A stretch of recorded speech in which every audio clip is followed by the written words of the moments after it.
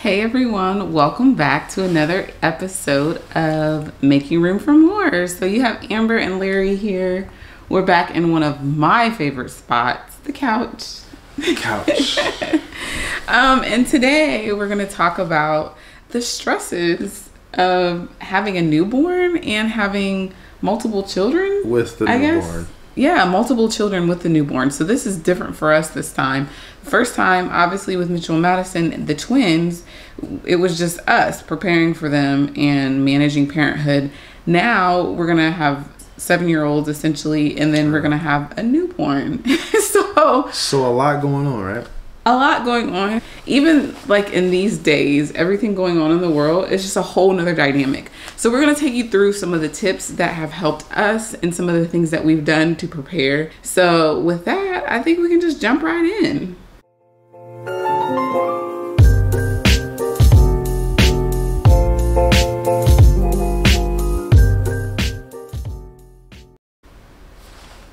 Let's go.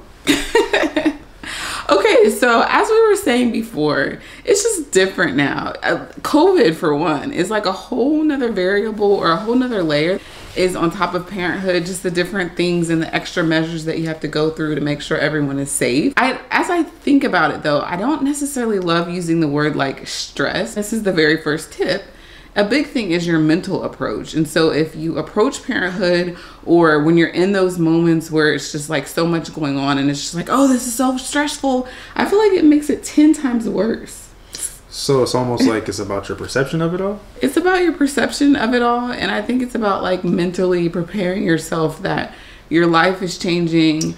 Everything that you knew before as like a couple or whatnot is completely different. And so it's almost like you're in this new world and you just have to kind of be ready to get your mind right and be flexible in those situations. So tip number one, think about your mental approach to every situation. Like, for example, I have to give one example. Okay. In the middle of the night when the baby is like screaming, crying, that is real. Like, if you think about how you react when you don't have enough sleep or you don't have enough food or whatnot in general, add a crying baby on top of that, that is a whole new dynamic. And so being able to kind of like mentally process that and think to yourself, one thing that helps me is just being a little bit empathetic, knowing that the child, they can't control what's going on, at least at that stage. So all they know to do is cry. So it's like, okay, take a deep breath, take a step back. This is what we're going through right now. It's temporary and let's do this. So that's a big thing. Mentally preparing is just really just thinking about those type of things, because obviously you won't really know what they're like until you actually get into it. But trying to mentally prepare, to your point, is good. Yes. The second thing I would say, Tip number two is planning. So obviously in life, you can't control everything. When you become a parent, that becomes even more real. And so planning and preparing for the things that you can control. For example, planning out meals, planning out grocery shopping, Wait a minute, time out. Didn't we do an episode on planning meals? Yes, we did. Yeah, so we'll link it up. Yes. Down below, up top, somewhere. Check out that episode. But things like that you can control to a certain degree just make it easier, because everything isn't so chaotic all at once, because you do have some sort of plan. Even like who's going to pick up the kids. We talk about that advance before the week even starts, so we know what's going on. Right. Or one thing that I like to do now that the kids are school age, which is a whole new dynamic that I won't even get into right now. But now that they're school age, you know, they'll get homework assignments and projects and different things that they have to do. And so I personally like to, as soon as we get that information, even if it's due 2 or 3 weeks later, I try to jump on it right then. So it's not like a mad dash the night before, because that just increases everyone's stress level. So it goes back to the stress. Exactly. Yeah. It's not necessary. Like, so the things that you can control and plan for, take the time to do that, because it will certainly help you out in the long run.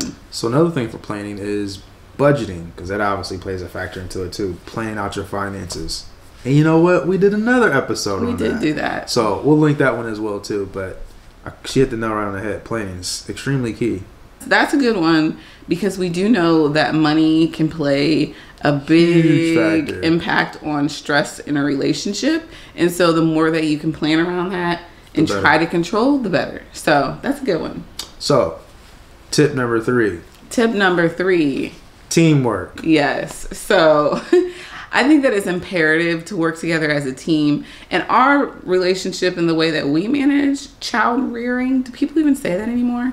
I don't know. But bringing up children is that it's very much of a teamwork. I think, our generation, millennials, and the generations, coming next are very different than baby boomers and, the other generations before us, where for the most part, the woman would kind of do all the cooking, cleaning, taking care of the children, and the male would more so, be the breadwinner of the house. Now, with both of us working, right, we both have responsibilities, in that regard. So we share the responsibilities of raising the children. And so I think I might have said it before. I think I gave you your props before.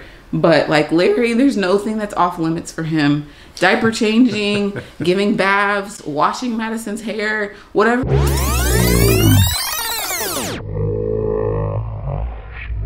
Washing Madison's hair, whatever it might be, we split those responsibilities as much as possible, so that way we can, one, not be burnt out. I was just gonna say, it prevents burnout, because yes, burnout is a real thing. Burnout individually. I can't imagine doing all of that by myself and also working. So everyone's, household is different. Absolutely. But I'm certainly grateful for a man who is willing to share in those responsibilities. So teamwork, whatever that looks like for you, is essential to making the household work.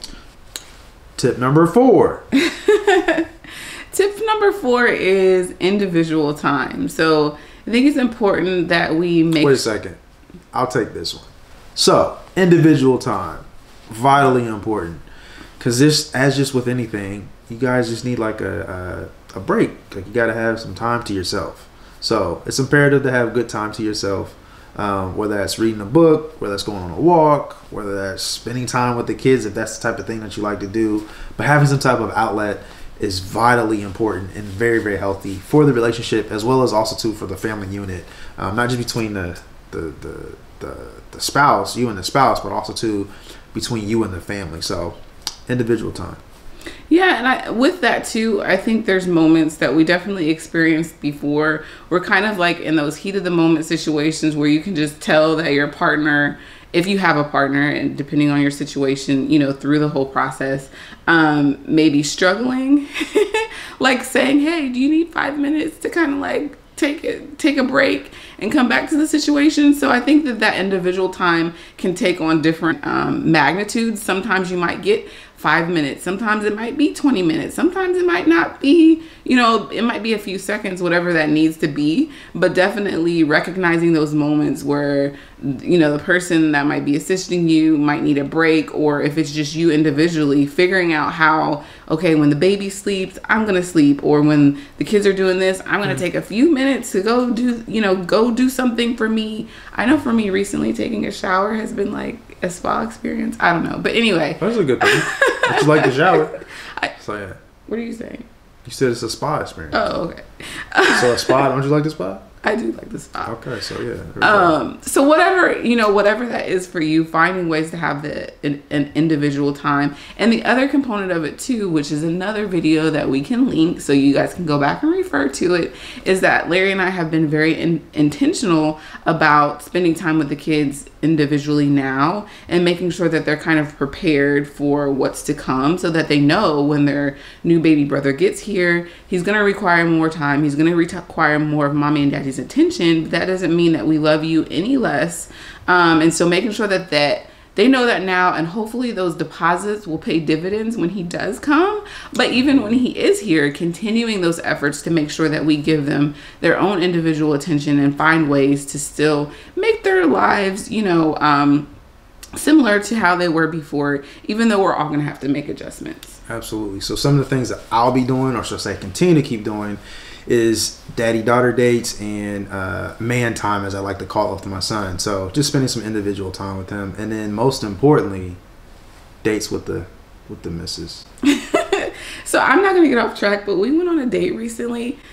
it was the best thing ever. It was just so cherishing those moments because they will change. If you don't have kids yet, I'm telling you, we could go on into a whole nother episode about how probably should do that dynamic changes. But anyway, we had a great time.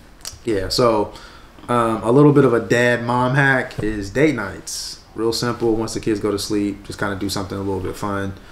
Just kind of have a little bit of another outlet as well too. So just something to think about. Just another little tip, a little mint on the pillow.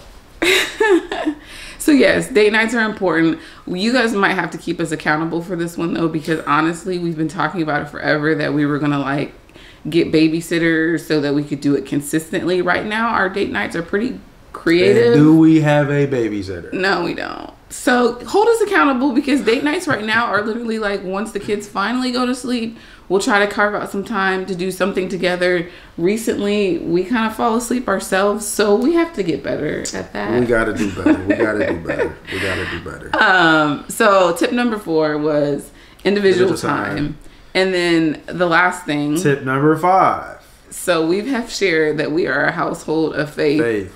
We believe strongly in the power of prayer, and there's no way that we could navigate all of these waters without having our foundation strong and really taking those moments to pray for ourselves, pray for our children, pray for guidance and direction, how to handle certain situations. Can be challenging, particularly the very first time you don't know exactly what to do, but having that strong foundation and being able to center on that certainly helps a lot. So